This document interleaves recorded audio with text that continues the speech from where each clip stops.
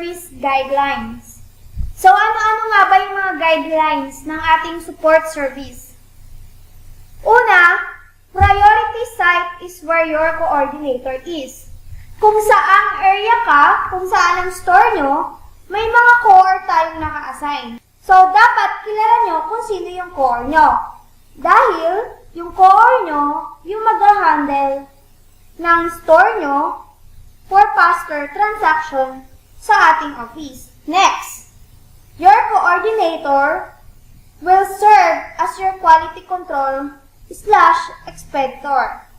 Bakit?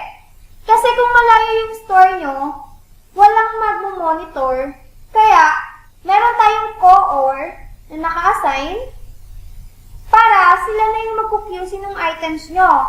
Dahil sa dami ng pendings natin, hindi natin maaasikaso agad-agad.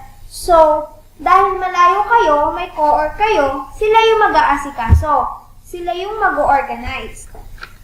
Nearby store can assign one personnel to office for QC and expediting order. Bakit? Kasi, halimbawa, yung store naman na malapit lang is dyan lang sa may Divisoria, dito lang sa may Odeon Mall. So, dahil malapit lang naman sila, mas maganda na magpapunta sila ng isang personal nila sa store para sila na yung mag-QC. Sila na yung titingin ng items nila. Para sa ganun, may kita nila at mamomonitor talaga nila kung ano na ba yung progress dun sa mga pending nila, di ba? Kasi kung may isang taong titingin ng order nila ay ng items nila, mas madali para sa kanila na makita yung progress. Kung nasa na ba, kung tapos na ba to, at saka isa pa, mas madali yung pag-QC dahil yung taong naka-assign na yun is siya na yung titingin at mag-QC para lalong mas mapabilis natin yung process ng ating pending.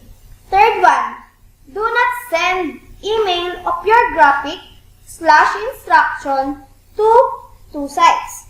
Only one site and your coordinator. Bakit? Kasi kapag dalawa pa yung email na sinesendan nyo, magsisend kayo dito sa Felix, magsisend din kayo sa Sauyo, so malilito pa sila. So dapat, kung sino lang yung gagawa ng pending nyo, sa kanila nyo lang isisend. Kung sa Sauyo, care of Sauyo lang yung sesendan nyo. Kapag Felix naman, care of Felix lang ang susundan nyo. At syempre, sa coordinator nyo rin, para alam nila kung ano yung pending na gagawin. Fourth one is, good communication is the key to successful delivery. Syempre, kung mas maayos naman yung communication, mas maayos yung flow ng communication nyo, mas maganda talaga at mas mapapadali yung trabaho. Una, for updates, Messenger, make GC with co-or. Bakit? Kasi mas madali naman yung communication natin sa Messenger eh. So, mas applicable or mas maganda kapag sa Messenger tayo gumawa ng GC.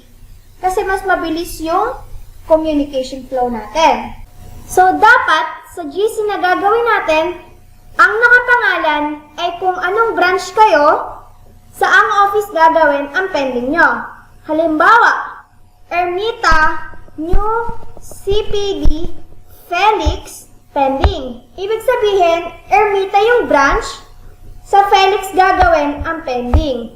So, dapat ganun yung pangalan ng messenger natin, ng GC natin, na kung saan naka-add yung mga taong responsible for that.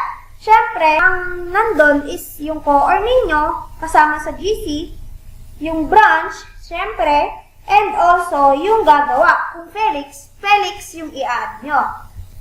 Letter V. For delivery confirmation, if customer is waiting, call via phone or video call.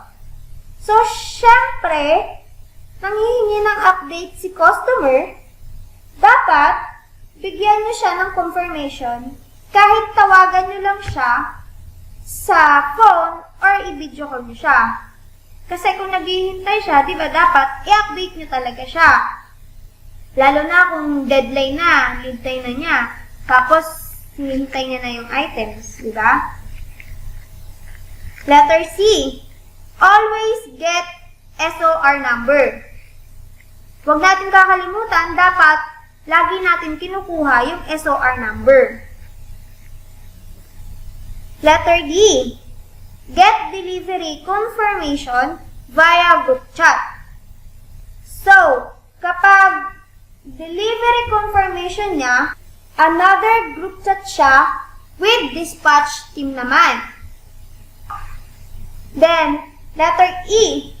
Follow up on delivery 1 day before ship out.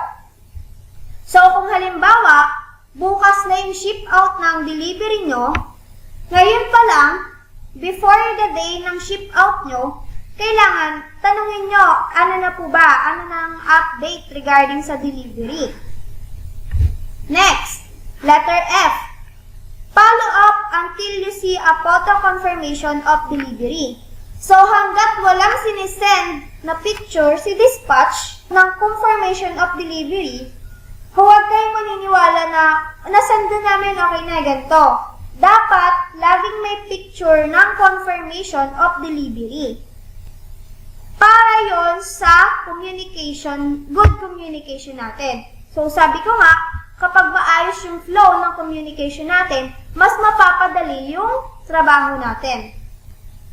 Number 5. For BISMIN/island shipment, please coordinate directly with courier schedule.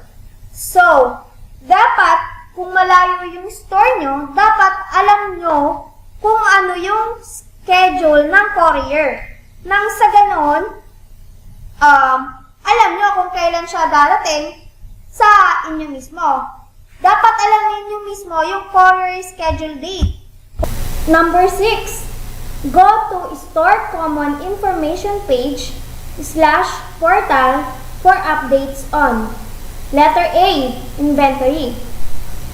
So, sa inventory, dito natin makikita ang updates. Dito sa may corner ng merchandising, makikita sa number 1, inventory report. So, nakapaloob dito lahat ng mga inventory nila. Nandito yung men's CVC, ladies CVC, kids, etc. So, once na clinic mo naman siya, is magdadirect naman siya sa spreadsheet ng updates report ng items na clinic mo. Next, letter B, machine and equipment. Sa machine and equipment natin, makikita nyo siya dito sa portal page natin, sa training video, then slides and presentation. So, once na-clinic nyo na siya, scroll down nyo lang, tapos makikita nyo siya dito sa bottom corner, yung production slides. So, eto, nakalagay dito, machine and equipment. So, i-click nyo lang tong arrow na to, open for presentation. So, once na-clinic nyo siya, magdadirect na siya sa presentation natin.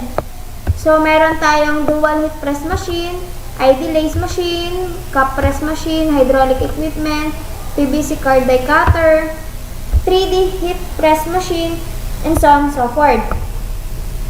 So, sa last naman natin, which is letter C, load schedule, makikita nyo siya dito sa Store Common Information page natin under ng service order.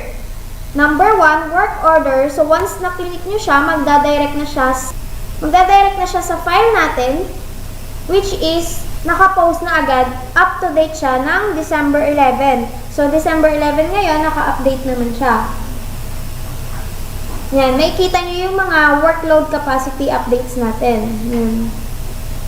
So, ayun yung mga information na makikita natin sa Store Common Information page and also sa portal. Again, this topic was all about the guidelines of Office Support Service. That's all. Thank you.